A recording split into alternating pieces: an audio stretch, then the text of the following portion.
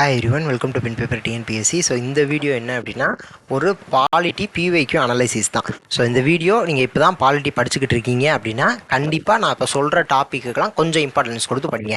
இல்லை நான் ஏற்கனவே பாலிட்டி ஓரளவுக்கு படிச்சிட்டேன் அப்படின்னா இப்போ நான் சொல்கிற விஷயங்களுக்கெல்லாம் கொஞ்சம் நம்ம இம்பார்ட்டன்ஸ் கொடுத்து படிச்சிருக்கோமாங்கிறத யோசிச்சு பாருங்கள். இல்லை அப்படின்னா அடுத்த தடவை நீங்கள் ரிவைஸ் பண்ணுறப்ப நான் இப்போ சொல்லக்கூடிய விஷயங்களுக்கெல்லாம் கொஞ்சம் இம்பார்ட்டன்ஸ் கொடுத்து படிங்க. இல்லை நான் இனிமேல் தான் ஸ்டார்ட் பண்ண போகிறேன் அப்படின்னா நான் இப்போ சொல்கிற வார்த்தைகளெல்லாம் நோட் பண்ணிக்கோங்க. அந்த வார்த்தைகளை நீங்கள் அந்த டாப்பிக்கை எங்கெங்கெல்லாம் கிராஸ் பண்ணுறீங்களோ எங்கெங்கெல்லாம் படிக்கிறீங்களோ அந்த இடத்துல நீங்கள் இம்பார்ட்டன்ட் கொடுத்து படிச்சுக்கோங்க. ஸோ அவ்வளோதான், ரொம்ப சிம்பிளான விஷயம். ஓகேவா? ஸோ நீங்கள் பாலிட்டி படிக்கிறீங்க, அதுக்கு இந்த வீடியோ ஒரு ஹெல்ப்பிங்காக இருக்க போகுது, அவ்வளோதான். ஸோ அதே தான். ஸோ ஃபஸ்ட்டு விஷயம் ப்ரீஆம்பிள்.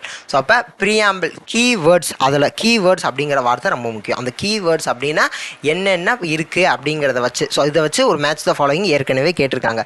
அப்போ இந்த சோவரின் அப்படின்னா அதுக்குரிய என்ன அர்த்தம்? சோசியலிஸ்ட், செக்யூலர், டெமோக்ராட்டிக், ரிப்பப்ளிக், அதுக்கப்புறம் எந்த கான்ஸ்டியூஷனல் அமெண்ட்மெண்ட் ஆக்ட் உள்ளே வருது, அப்போ 42வது கான்ஸ்டியூஷனல் அமெண்ட்மெண்ட் ஆக்ட் உள்ளே வருது. ஸோ இப்போ இந்த மாதிரியான விஷயங்கள்லாம் படிக்கிறப்ப ப்ரீஆம்பிளில் இந்த மாதிரியான விஷயங்களை கொஞ்சம் உள்ள வந்து நல்லா இது ஞாபகம் வச்சு படிச்சுக்கோங்க. ஓகேவா?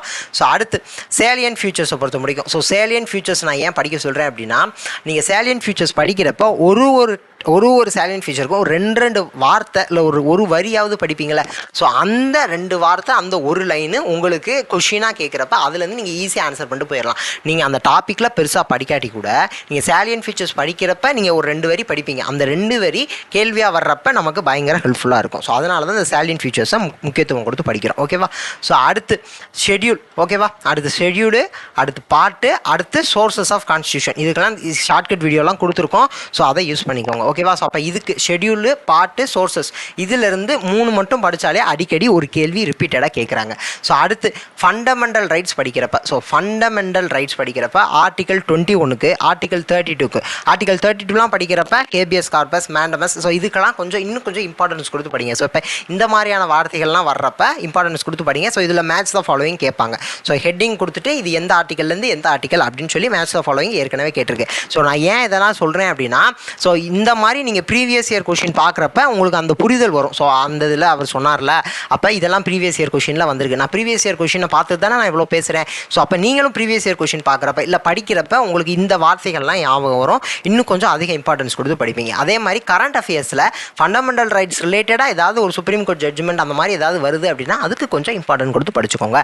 ஸோ அதற்கப்புறம் டிபிஎஸ்பி. ஸோ டிபிஎஸ்பியில் என்ன தேவையோ அதுதான் நம்ம படிக்கணும். ஸோ அப்போ ஒரு குரூப் 4 எழுதுகிறோம், குரூப் 2 ப்ரிலிம்ஸ் எழுதுகிறோம், அதுக்கு என்ன தேவையோ அதை முதல்ல படிக்க ட்ரை பண்ணுங்க. அதே மாதிரி தான் ஃபண்டமெண்டல் டியூட்டிஸ். ஃபண்டமெண்டல் டியூட்டிஸ்லாம் ஒரு 3-4 பக்கத்துக்கு நோட்ஸ் ரெடி பண்ணிக்கிட்டாலே போதுமானது தான். ஸோ அப்போ எந்த கான்ஸ்டியூஷனல் அமெண்ட்மெண்ட் அப்படிங்கிறது தெரியணும், எந்த ஆர்டிகல்லேருந்து எந்த ஆர்டிகல் முடிக்கும் தெரியணும், எந்தெந்த ஆர்டிகல் என்னென்ன. ஸோ இன்னும் சொல்லணும் அப்படின்னா ஆர்டிகல் 1லேருந்து 51A முடிக்கும் ஃபுல்லாகவே நீங்கள் தரோவாக படிச்சுக்கிட்டீங்க அப்படின்னா அதுவே உங்களுக்கு பயங்கர யூஸ்ஃபுல்லாக இருக்கும். ஓகேவா? ஸோ அதெல்லாம் கண்டிப்பாக படிச்சுட்டு தான் பரீட்சைக்கு போகணும். ஸோ அதனால் அதெல்லாம் கொஞ்சம் ஞாபகம் வச்சுக்கோங்க. ஓகேவா? ஸோ அதேமாதிரி ஃபண்டமெண்டல் டியூட்டிஸ்லாம் நம்ம படிக்கிறப்ப சோசியலிஸ்டிக், காந்தியன், அந்த லிபரல் இன்டெலெக்சுவல், ஸோ அதெல்லாம் படிப்போம்ல, அதெல்லாம் பிரித்து எந்தெந்த ஆர்டிகல் எது எதில் வருது அப்படிங்கிறத பார்த்துக்கோங்க.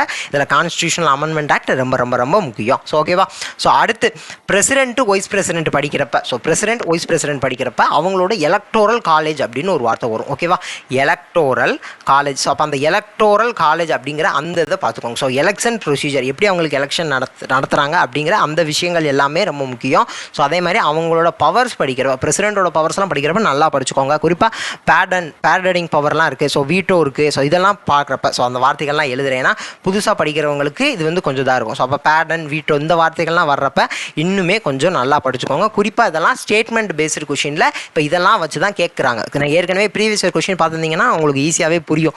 ஓகேவா? ஸோ அந்த ப்ரொசீஜர்லாம் என்ன அப்படிங்கிறத பார்த்துக்கோங்க. ஓகே தானே? ஸோ அப்போ பேடன் அப்படின்னு நம்ம பார்க்குறப்ப பேடன் இருக்குது, கம்யூட்டேஷன் இருக்குது. ஸோ அதில் என்னென்ன இருக்குது அப்படிங்கிற அந்த டைப்ஸ் எல்லாம் பார்த்துக்கணும். அதுக்கு என்ன எக்ஸ்ப்ளனேஷன் அப்படிங்கிறதையும் நமக்கு தெரிஞ்சுக்கணும். ஓகே தானே? ஸோ அடுத்து பார்லிமெண்ட்டு. ஸோ பார்லிமெண்ட் படிக்கிறப்ப இந்த money bill, ordinary bill, so இதெல்லாம் நல்லா படிச்சுக்கணும்ப்பா.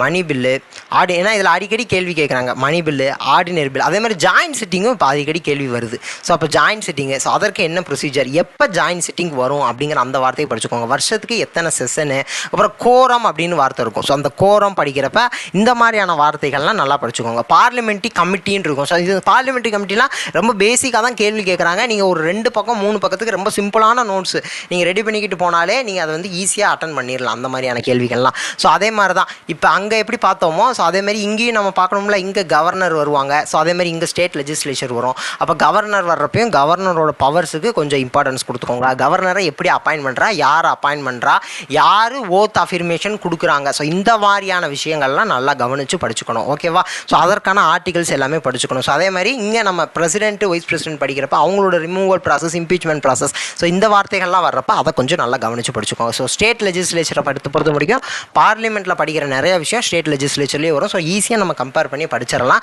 அதுமாதிரி லெஜிஸ்லேட்டிவ் கவுன்சில் எந்தெந்த ஸ்டேட்டுக்கெல்லாம் இருக்குது. ஸோ இதெல்லாம் ஏற்கனவே ஒரு கேள்வியாக கேட்டுட்டாங்க. ஸோ அப்போ எங்கெல்லாம் லெஜிஸ்லேட்டிவ் கவுன்சில் இருக்குது அப்படின்னு, எந்தெந்த ஸ்டேட்டுக்கெல்லாம் இருக்குது அப்படிங்கிற அது ஒரு கேள்வியாகவே வந்திருக்கு. ஸோ அப்போ அதெல்லாம் படிக்கிறப்ப கொஞ்சம் டீட்டெயில்டாக படிச்சுக்கணும். ஸோ அதுக்கப்புறம் ஜுடிஷியரியை பொறுத்த முடிக்கும் supreme court, high court, district court. So அப்போ எந்த ஆர்டர் அப்படிங்கிறது தெரிஞ்சுக்கணும். ஸோ எது ஓல்டஸ்ட் கோர்ட்டு அப்படிங்கிறது தெரிஞ்சுக்கணும். ஸோ அப்போ எது லார்ஜஸ்ட்டு வந்து கேம்பஸ், எந்த கோர்ட் கேம்பஸ் வந்து காம்ப்ளெக்ஸ் வந்து எந்த காம்ப்ளெக்ஸ் எந்த இது வந்து லார்ஜஸ்ட்டாக இருக்குது அப்படிங்கிறது தெரிஞ்சுக்கணும். அதே மாதிரி யூனியன் டெரிட்டரிக்கு வந்து எது ஹைகோர்ட்டு அப்படிங்கிறதெல்லாம் தெரிஞ்சுக்கணும். ஸோ அதெல்லாம் நிறைய பேர் வந்து மிஸ் பண்ணிடுறாங்க. ஹைகோர்ட் படிக்கிறப்ப எந்த யூனியன் டெரிட்டரிக்கு, இதெல்லாம் ஏற்கனவே கேள்வியாக கேட்டுட்டாங்க. ஸோ அப்போ எந்த யூனியன் டெரிட்டரிக்கு எங்கே ஹைகோர்ட் இருக்குது அப்படிங்கிற அந்த விஷயத்தெல்லாம் படிச்சுக்கோங்க. ஓகேவா? ஸோ ஓகே தானே? ஸோ அதற்கப்புறம் சுப்ரீம் கோர்ட்டில் படிக்கிறப்ப அவங்களோட ஜூரிஸ்டிக்ஷன்லாம் படிக்கிறப்ப கொஞ்சம் கவனத்தில் வச்சு படிச்சுக்கணும். ஸோ அதேமாதிரி அப்பாயின்மெண்ட் ஆஃப் ஜட்ஜஸே நமக்கு இருக்குது. கொலிஜியம் சிஸ்டம்லாம் வரும். ஸோ அப்போ அந்த கொலிஜியம்ங்கிற வார்த்தையே ரொம்ப ரொம்ப முக்கியம். கொலிஜியம். ஸோ அப்போ இதுனா என்ன, இதற்கு அர்த்தம் என்ன? ஸோ நான் இங்கே ஒன்று எக்ஸ்பிளைன் பண்ணேன் அப்படின்னா அது டைம் ஆயிரும். ஸோ அதனால் நான் அந்த வார்த்தைகளை மட்டும் சொல்கிறேன். இதெல்லாம் வர்றப்ப நல்லா படிச்சிருக்கோமா அப்படின்னு பார்த்துக்கோங்க. ஏற்கனவே படித்தவங்களா இருந்தீங்கன்னா நான் இப்போ சொல்கிற வார்த்தைகள்லாம் நான் சொன்னோடனே அதற்கான எக்ஸ்ப்ளனேஷன் உங்கள் மைண்டில் வரணும். ஓகே, இதுனா இது. ஸோ எல்லாமே நம்ம படித்தது தான், நல்லா தான் நம்ம படிச்சிருக்கோம் அப்படிங்கிற அந்த கான்ஃபிடன்ஸ் வரணும். ஓகே தானே? ஸோ அடுத்து லோக்கல் செல்ஃப் கவர்மெண்ட். ஸோ அப்போ இந்த லோக்கல் செல்ஃப் கவர்மெண்ட் ரொம்ப ரொம்ப ரொம்ப முக்கியம்ப்பா. பஞ்சாயத்து ராஜ் ரொம்ப ரொம்ப ரொம்ப முக்கியம். நான் அடிக்கடி கண்டிப்பாக ஒரு கேள்வி வந்துடும் அப்படிங்கிறத முடிக்க நம்ம சொல்லலாம். 2 கேள்வியெல்லாம் கேட்டிருக்காங்க. ஸோ அதனால் எந்த ஷெட்யூல், எந்த பார்ட்டு, அதெல்லாம் நல்லா கவனத்தில் வச்சுக்கணும். எந்த ஆர்டிக்கல், ஸோ எந்த ஆர்டிக்கல்லேருந்து எந்த ஆர்டிக்கல் முடிக்கும். ஸோ இதெல்லாம் நல்லா கவனத்தில் வச்சு படிச்சுக்கோங்க. ஸோ அதற்கப்புறம் எலெக்ஷன் கமிஷன். ஸோ எலெக்ஷன் கமிஷனில் இப்போ அடிக்கடி கேள்வி கேட்குறாங்க. ஸோ எலெக்ஷன் கமிஷன் படிச்சுக்கோங்க. அதேமாதிரி யூபிஎஸ்சி, அதேமாதிரி state public service commission. So அது படிக்கிறப்ப ஸ்டேட் பப்ளிக் சர்வீஸ் கமிஷன் அதெல்லாம் படிக்கிறப்ப அதையும் கொஞ்சம் எந்த ஆர்டிக்கல், எந்தெந்த ஆர்டிக்கலில் என்னென்ன சொல்கிறாங்க அப்படிங்கிறத அந்த விஷயத்தெல்லாம் கவனத்தில் வச்சு படிச்சுக்கணும். அதேமாதிரி CAG, controller and auditor general. So இதெல்லாம் ரொம்ப சின்ன டாபிக் தான். நம்ம படித்தோம் அப்படின்னா இந்த மாதிரி ஏரியாவிலேருந்து கேள்வி, இந்த கான்ஸ்டியூஷனல் அண்ட் நான் கான்ஸ்டியூஷனல் பாடிஸ் அப்படின்னு சொல்லி நம்ம சிலபஸில் ஒரு வார்த்தை இருக்குது. ஸோ அந்த வார்த்தையிலேருந்து அடிக்கடி ஒரு கேள்வி கேட்குறாங்க. பட் அப்போ நம்ம வந்து எலெக்ஷன் கமிஷன், யூபிஎஸ்சி, இந்த சிஏஜி இதெல்லாம் நம்ம படிச்சுட்டு போயிட்டோம்னா நம்மளுக்கு இதுலேருந்து கேள்வி கேட்டாங்க அப்படின்னா எல்லாரும் கரெக்டாக எழுதுவாங்க, நம்மளும் கரெக்டாக எழுதிடுவோம். இப்போ எல்லாரும் கரெக்டாக எழுதுகிற கேள்வியை நம்ம தப்பே பண்ணக்கூடாது. அது ரொம்ப முக்கியமான விஷயம்ல. இப்போ எல்லாரும் கரெக்டாக எழுதுகிற கேள்வியை நம்மளும் கரெக்டாக எழுதிடுவோம்ல. ஸோ அதற்காக தான் இந்த மாதிரியான டாப்பிக்லாம் வர்றப்ப நல்லா படிச்சுட்டு போயிடணும். கவனத்தில் வச்சுக்கோங்க அப்படிங்கிறத சொல்கிறதுக்கு, திருப்பி சொல்கிறதுக்கு இதுதான் காரணம். அதுக்கப்புறம் நித்தி ஆயோக் இருக்குல்ல. ஸோ நித்தி ஆயோக் நிறைய பேர் வந்து பிளானிங் கமிஷனோட படிக்கிறப்பே சேர்த்து படிச்சிருவாங்க எக்கனாமிக்ஸில்.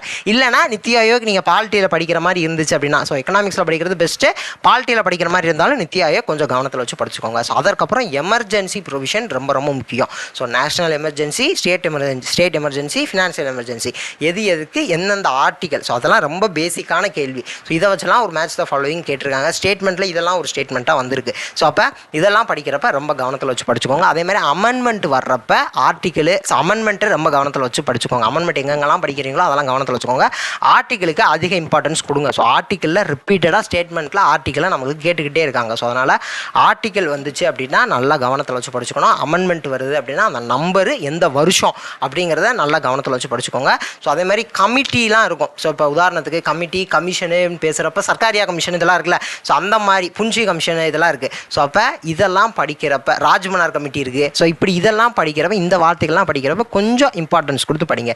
ஸோ சென்டர் ஸ்டேட் ரிலேஷன்ஷிப் படிக்கிறப்பையும் இந்த மாதிரியான வார்த்தைகள்லாம் நீங்கள் அதிகமாக கிராஸ் பண்ணுவீங்க. இந்த மாதிரி கமிட்டி, கமிஷன்லாம் வரும். ஸோ அப்போ இதெல்லாம் படிக்கிறப்ப நீங்கள் கொஞ்சம் கவனத்தில் வச்சு படிச்சுக்கணும். ஸோ இப்போ நான் சொன்னது எல்லாமே, இந்த வார்த்தைகள் எல்லாமே நம்ம படிக்கிறப்ப நல்லா படித்தோமாங்கிறது யோசிங்க.